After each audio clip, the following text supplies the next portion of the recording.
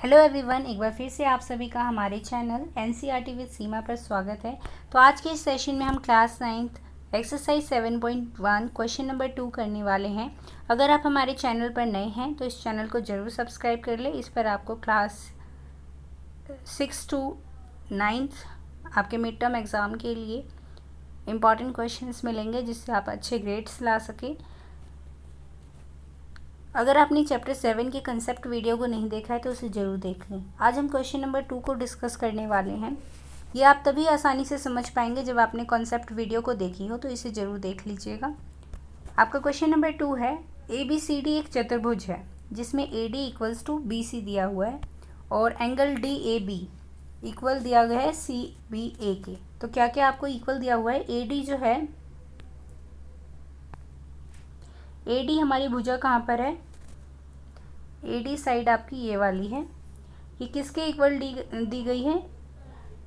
ये आपकी दी गई है BC के इक्वल। AD साइड किसके इक्वल दी गई है? BC के। ठीक है।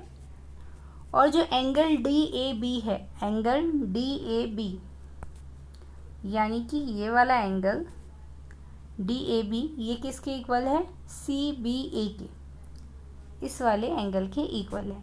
तो दो चीज़ें आपको दी गई हैं, एक साइड दी गई है इक्वल और एक एंगल दिया हुआ है। ये आपको क्वेश्चन में गिवन है। तो सबसे पहले आपको जिस ट्रायंगल को कॉन्ग्रुएंट प्रूफ करना है यानी सर्वांगसम सिद्ध करना है, सबसे पहले आप वो लिखेंगे। यानी कि यहाँ पर जैसे मैंने लिखा है, in triangle ABD and triangle BAC।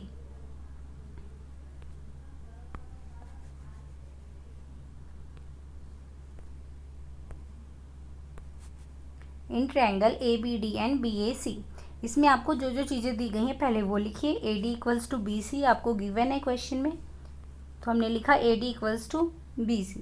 फिर आपको दिया हुआ है angle DAB equals to angle CBA यानी ये वाला, ये भी आपको दिया हुआ था। अब देखिए, जब आपको दो चीज़ें मिल गई हैं तब सबसे पहले आपको चेक करना है कि क्या कोई साइड ऐसी है जो दोनों में कॉमन हो। तो अगर आप फिगर से देखेंगे तो फिगर में देखिए आपको कौन से ट्रायंगल को कॉन्ग्रुएंट प्रूफ करने को कहा गया है? Triangle ABD। ABD हमारा कौन सा ट्रायंगल होगा? ABD यानी ये वाला ट्रायंगल।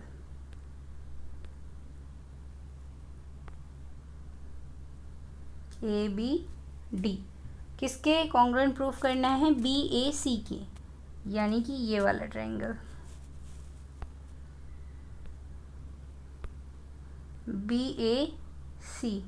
इन दो ट्रायंगल को आपको कॉन्ग्रुएंट प्रूफ करना है। तो देखिए, जो इसमें AB साइड है वो दोनों में कॉमन है। ये वाली जो साइड है AB, ये दोनों में है, तो हम लिखेंगे AB equals to AB। AB equals to AB, common है दोनों में।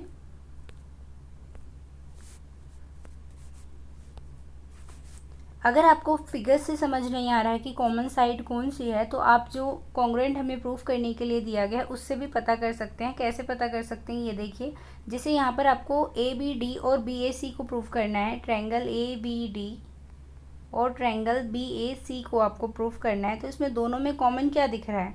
AB दोनों में दिख रहा है, भले ही ये आगे पीछे लिखे गए हैं।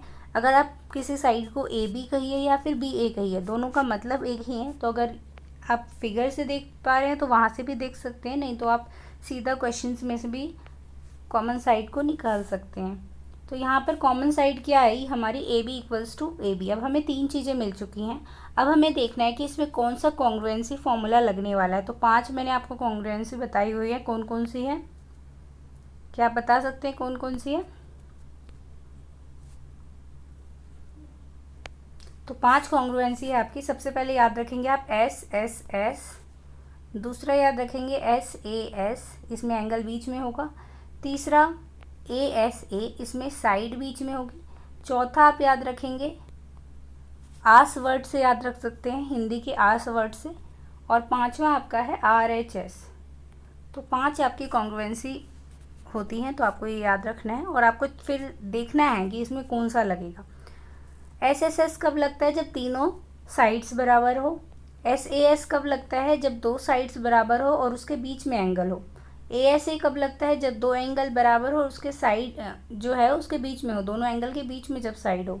और AAS कब लगता है? जब दो एंगल बराबर हो लेकिन साइड बीच में ना हो। और RHS कब लगेगा? जब एक राइट एंगल हो, एक हाइपोटेन्यूज हो और एक साइड हो, तब हम RHS लगाते हैं। तो इसमें अब हमें देखना है कि इसमें कौन सा वाला कॉन्ग्रुएंसी लगने वाला है। तो इसको देखते हैं। इसको आप पता कैसे करेंगे? किसी एक ट्रायंगल को ले लीजिए। जैसे मैंने दो ट्रायंगल थे हमारे पास, ट्रायंगल ABD और BAC। मैंने ABD को ले लिया, जैसे कि ABD। इसमें हमें क्या क्या चीज़ें कॉमन मिली? इसमें हमें मिला AD इक्वल्स टू BC। ठीक है, AD इक्वल्स टू BC, यानी AD साइड इसमें बराबर आई। दूसरा हमें मिला एंगल A, और तीसरा हमें मिला AB साइड, दोनों में कॉमन थी। अब देखिए, दो साइड से हमारी और उसके बीच में हमारा एंगल बन रहा है, तो इसमें कौन सी कॉन्ग्रुएंसी लगेगी? दो साइड्स, बीच में एंगल, तो SAS कॉन्ग्रुएंसी लगने वाली है। तो ये हमारा सेकंड क्वेश्चन का फर्स्ट पार्ट हो चुका है। अगर आप किसी ट्रायंगल को कॉन्ग्रुएंट प्रूफ कर देते हैं, उसके बाद बाकी के आपके जो पार्ट्स होते हैं वो बहुत ईजी हो जाते हैं। कैसे? देखिए, क्योंकि CPCT जो नियम है हमारे पास, ये मैजिक की तरह है आपके पास। जब आपने किसी ट्रायंगल को, दो ट्रायंगल को कॉन्ग्रुएंट प्रूफ कर दिया, उसके बाद आप उसके सभी कॉरेस्पॉन्डिंग पार्ट्स को इक्वल प्रूफ कर सकते हैं। CPCT का फुल फॉर्म ही होता है corresponding parts of congruent triangle, यानी कि सर्वांगसम त्रिभुजों के संगत भाग क्या होते हैं? बराबर होते हैं। तो अब आपको यहाँ पे सेकंड पार्ट में BD equals to AC prove करना है। तो आप सीधा क्या लिखेंगे? BD equals to AC by CPCT। CPCT के द्वारा आप किसी भी चीज़ को, किसी भी संगत कोण या संगत भुजा को बराबर सिद्ध कर सकते हैं। अब यहाँ पर है एंगल ABD इक्वल्स टू है एंगल BAC। तो ये भी आप किससे प्रूव करेंगे? By CPCT। इसको भी लिख लीजिएगा, यहाँ पे रह गया है तो आप खुद से लिख लीजिएगा। हिंदी में लिखा हुआ है, इंग्लिश में यहाँ छूट गया है, तो यहाँ पर आप लिख लीजिएगा बाय CPCT। आपको रीजन देना जरूरी है कि आपने ये इक्वल कैसे लिखा, ये आपको क्वेश्चन में गिवन था। फिर आपने यहाँ पे AB इक्वल्स टू AB क्यों लिखा? कॉमन साइड थी, तो आपको रीजन देना जरूरी है क्वेश्चन के आंसर के साथ। तो आई होप आपको ये क्वेश्चन क्लियर हो गया होगा।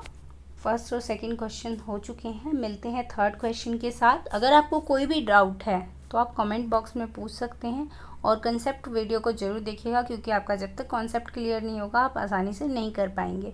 तो आई होप आप अपने दोस्तों के साथ इसको शेयर करेंगे और हमारे चैनल को सब्सक्राइब करेंगे। तो मिलते हैं एक नए सेशन में, तब तक के लिए थैंक्स फॉर वॉचिंग।